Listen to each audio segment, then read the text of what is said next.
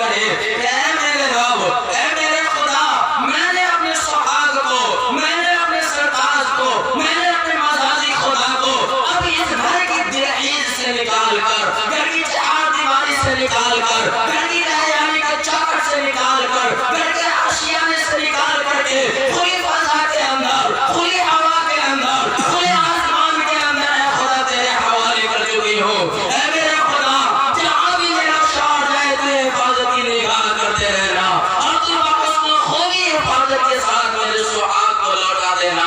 جب کوئی عورت، جب کوئی بیوی اپنے شوہر کے ساتھ یہ سلوک کرتی ہے، آقا نامدار تاجدار وطن جناب محمد رسول اللہ صلی اللہ علیہ وسلم نے ارشاد فرمایا کہ جب کوئی بیوی اپنے شوہر کو اس طریقے سے رخصت کرتی ہے تو خدا عرش بری کے اوپر مسکراتا ہے اور کہتا ہے کہ واہ شوہر اور بیوی کی محبت اور اس کے گناہوں کو معاف کر دے۔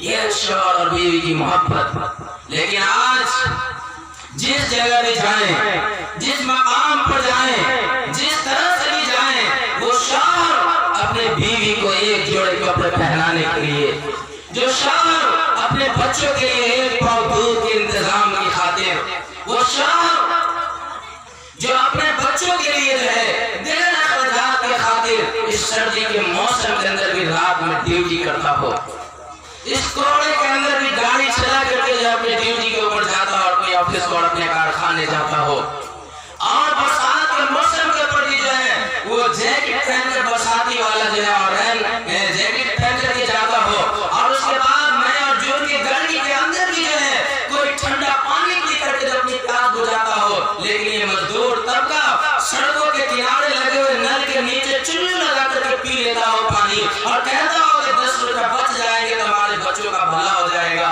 ہمارے گھر کا جو خرچہ کا انتظام نکل جائے گا، اور اس سڑک کنارے جو لگے ہوئے نل اور ٹوٹیوں کے پانی کو پی کر کے بھی جو خدا کا شکر ادا کرتا ہو۔ تو یہ ایک یعنی اس کی محنت اور مشقت ہو، اور اس کے بعد اگر وہ گھر کے اندر آئے تو فرمایا کہ خوش نصیب ہے وہ عورت جو اپنے شوہر کا استقبال کرے۔ لیکن آج یہ چیزیں معاشرے سے ختم ہو گئی، اتنی مشقت کو وہ اٹھا کر کے شوہر گھر کے اندر آتا ہے۔ ہونا تو یہ چاہیے تھا کہ بیوی اپنے شوہر کا اس طریقے سے استقبال کرتی کہ شوہر اپنے سارے تھکاوٹوں کو بھول جاتا۔ لیکن آج کیا ہوتا ہے کہ جب شوہر اپنے گھر کے اندر آتا ہے تو سب سے پہلے بیوی اس کو سنا دیتی ہے کہ گھر کا نمک ختم تھا، کہاں چلے گئے؟ آپ نے دیکھا نہیں کہ گھر کے اندر مسالے نہیں ہیں؟ آپ نے دیکھا نہیں کہ گھر کے اندر آپ کے بچے رو رہے ہیں؟ آپ نے دودھ کا انتظام نہیں کیا؟ ایک صحابی رسول ہے، آقا صلی اللہ علیہ وسلم کا زمانہ ہے، امام غزالی رحمہ نے کتاب کے اندر ایک بات لکھی، اور بہت سارے لوگوں نے اس کتاب کو اپنے اپنے الفاظ کے اندر جو ہے نقل کیا ہے واقعی کو۔ صحابی رسول ہے، نہایت ہی بوڑھے ہیں، بہت سارے لوگوں نے بزرگوں کے تعلق سے بھی لکھا ہے کہ ایک بزرگ کے بعد بوڑھا ہے، سڑک کے اوپر جا کر کے چوک چوراہے پہ کھڑا ہے کہ کوئی مزدوری کے لیے قبول کر لے۔ سارے لوگ آ رہے ہیں اور بڑے بڑے طاقتور اور نوجوان مزدوروں کو لے کر کے جا رہے ہیں، اور لوگ اس کا مذاق اڑا رہے ہیں کہ بھائی آپ بوڑھے ہیں، آپ سے کام کیا جاتا، آپ جائیں خدا کو یاد کریں۔ وہ کہتا ہے کہ میں بوڑھا ضرور ہوں، صحیح بات ہے، تو خدا کو یاد کرنے کی عمر ہے ہماری، ہونا تو یہ چاہیے تھا کہ میں خدا کے دربار کا سواری ہوتا، خدا کی چوکھٹ پر کھڑا ہوا ہوتا، لیکن میں کیا کروں؟ اس بڑھاپے کے اندر بھی اپنے بچوں کی بھوک دیکھی نہیں جاتی، اپنے گھر کی دولت ہمیں سڑکوں پر نکال کر کے لا کر کے کھڑی کر دیا ہے، لیکن کوئی اسے مزدوری کے اندر نہیں لیتا، بلکہ کوئی 50 روپیہ دے کر، کوئی 25 روپیہ دے کر کے کہتا ہے کہ جاؤ خدا کی مزدوری کرو، تو اس سے مزدوری کیا نہیں جاتا۔ وہ مزدور آتے ہیں اور خدا کے دربار میں آتے شکایت کرتے ہیں کہ اے میرے رب، جب تک میں جوان تھا اسی چوک اور اسی بستی کے لوگوں نے ہم سے مزدوری کرایا ہے، جب تک میں جوان تھا اسی بستی کے اندر اور اسی شہر کے اندر ہم نے مزدوری کر کے نہ جانے کتنوں کے گھر بسا دیے، نہ جانے کتنوں کے کارخانے چلا دیے، نہ جانے کتنے کی فیکٹریاں ہم چلا کر کے تھک چکے ہیں، لیکن جب آج میں بڑھاپے کی عمر کو پہنچ چکا ہوں، جب آج آپ نے ہم سے ہماری قوتوں کو چھین لیا ہے، ہمارے گھر کے اندر چھوٹے چھوٹے بچے ہیں، اس کی بھوک ہم سے دیکھی نہیں جاتی، لیکن آج کوئی مزدوری کرانے کے لیے تیار نہیں ہے۔ اے میرے رب، اب میں تیرے तेरी मजदूरी करने बैठ गया, अब तू ही सहारा है मेरे बच्चों का। एक दिन होता है, कोई मजदूरी नहीं मिलता, घर को आ जाता है, झूठ बोलता है, अपनी बीवियों को फुसलाता है, कहता है कि मैं आज ऐसी जगह पे काम करके आया हूँ जहाँ से मैं उजरत नहीं मिली। कोई बात नहीं है, बीवी दूसरे दिन भेजती है, जाओ घर के अंदर तो कुछ है नहीं, जाओ दूसरे दिन मजदूरी करके आना। दूसरे दिन यही वाक़या होता है, फिर खुदा के घर से बैठ करके चला, कोई मजदूरी नहीं मिलती।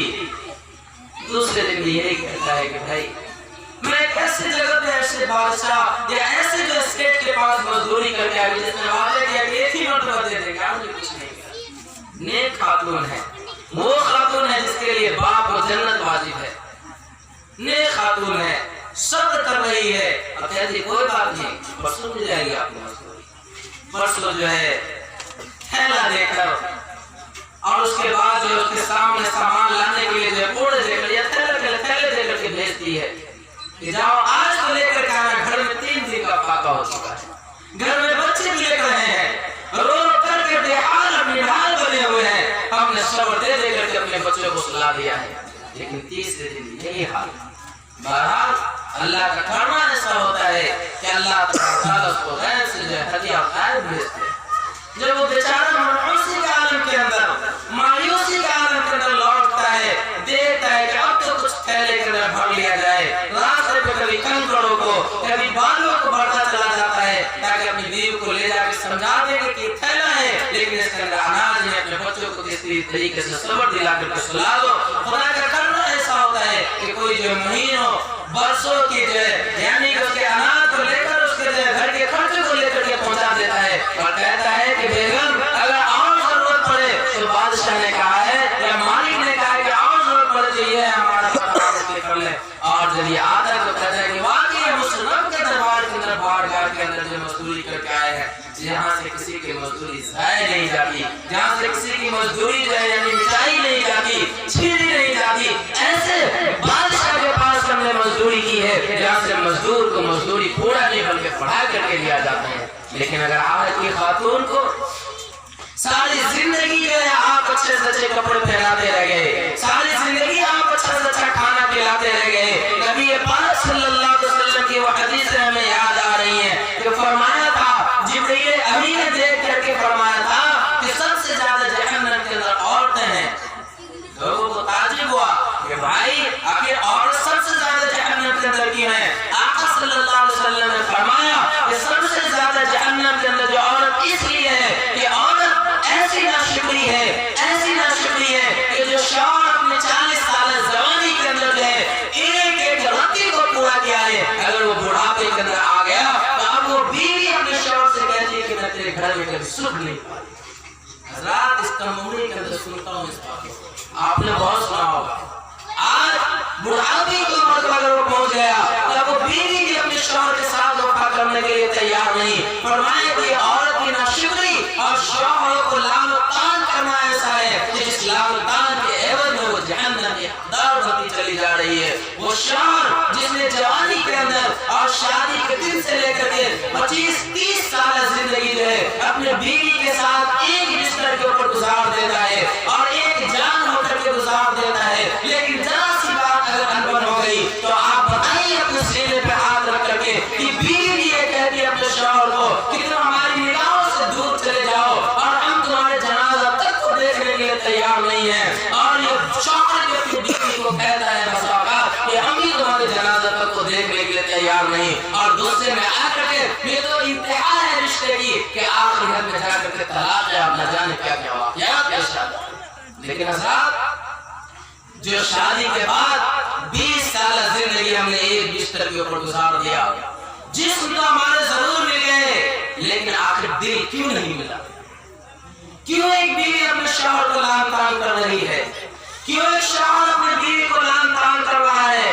उससे बड़ा कमीना शौहर हो नहीं सकता जो अपने बीवी को अपने बच्चों के सामने पिटाई करता हो, जो अपने बच्चों के सामने 5 साल की लड़की है, 10 साल का लड़का है और अपनी बीवी को कहीं से भी आता हुआ आकर के गुस्से की जो है यानी कि धारा और गुस्से का जो है यानी कि इंतकाम अपनी बीवी को ऊपर लेता हो और बीवी को मारता हो, पीटता हो, गालियां देता हो, बुरे भला बड़ा कमीना शोर हो नहीं सकता इस जमीन पर। लेकिन ये क्यों, ऐसा क्यों होता है? आखिरी प्लान के अंदर आप हमारी बातों को सुन लें, मैं अपनी बातें खत्म कर दूंगा। आखिरी बात यह है कि शादी तो एक इबादत थी, शादी तो एक इबादत थी जिसका आगाज आपने गुनाह से किया है कि नहीं किया? शादी तो इबादत थी। मौलवी साहब तो निकाह में पढ़ेंगे कि नबी की सुन्नत है, लेकिन नबी के उम्मती का आलम यह है कि बेटी को ब्याहने जा रहे हैं और डीजे बजा रहे हैं, दामाद बनाने जा रहे हैं, और कैसे वो शादी होगी जिसमें डीजे न बजे? आप सीने पर हाथ रखिए, हमारी बात को बहुत तर्क लग जाएगी तो दोबारा बस नजर में आने नहीं मिलेगा। लेकिन आपको पता है, मैंने जो हदीस पाक पढ़ा था कि दुनिया के अंदर सबसे अच्छी चीज नेक साले औरत है। नेक बनाइएगा तब ना, नेक आप बनाएंगे जब ना। इस लड़की के शादी के ताल्लुक से, इसका मतलब ये नहीं कि थाने में दे दी, जनरली एक बेटी की शादी हो रही है और 5 साल की बेटी नाच देख रही है, एक बेटा की शादी हो रही है, 10 साल का लड़का कमर लचका रहा है। अब क्या उम्मीद करते हैं 10 साल का लड़का एक वली को पैदा करेगा क्या? और जिस बेटी को आप ब्याहने जा रहे हैं और नाच गाने के साथ रुखसत कर रहे हैं, उसके दोस्त से क्या वली पैदा होगा? बोलिए बोलिए। जिस बेटी को हमने रुखसत किया है, नाच गाने से रुखसत किया है, डीजे बाजे के साथ रुखसत किया है, खुदा की कसम उसके गोद में कोई वली नहीं बल्कि शैतान जरूर पैदा होगा। उस गोद के अंदर वो औलादें जरूर पैदा होंगी जो अपने बाप के चेहरे पे तमाचे मारेगी। उस गोद के अंदर जरूर ऐसी बेटी पैदा होगी जो अपने बाप के नाक नहीं बल्कि अपने बाप की गर्दन पे मार देगी। बात तल्ख सही, लेकिन हकीकत यही है जी। इसलिए मेरे बुजुर्गों, शादी एक इबादत है, इसको इबादत बनाइए।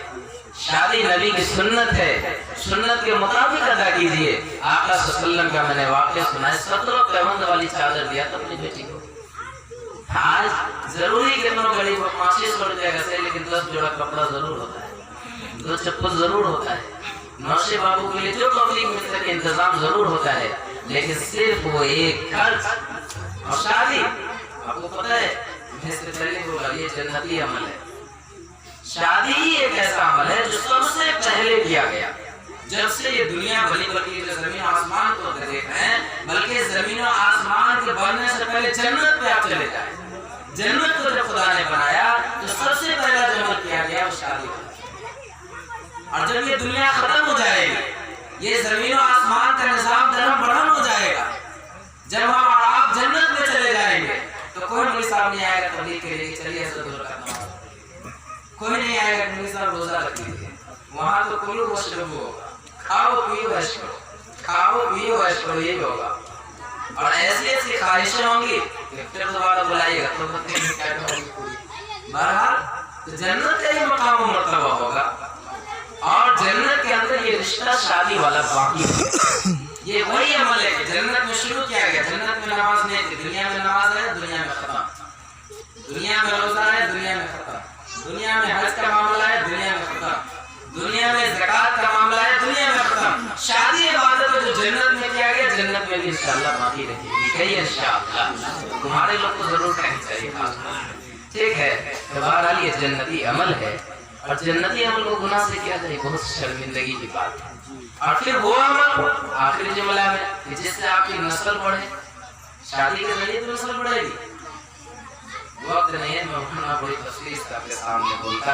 बहरहाल दुनिया के अंदर सबसे अच्छी चीज नेक सालेह औरत है।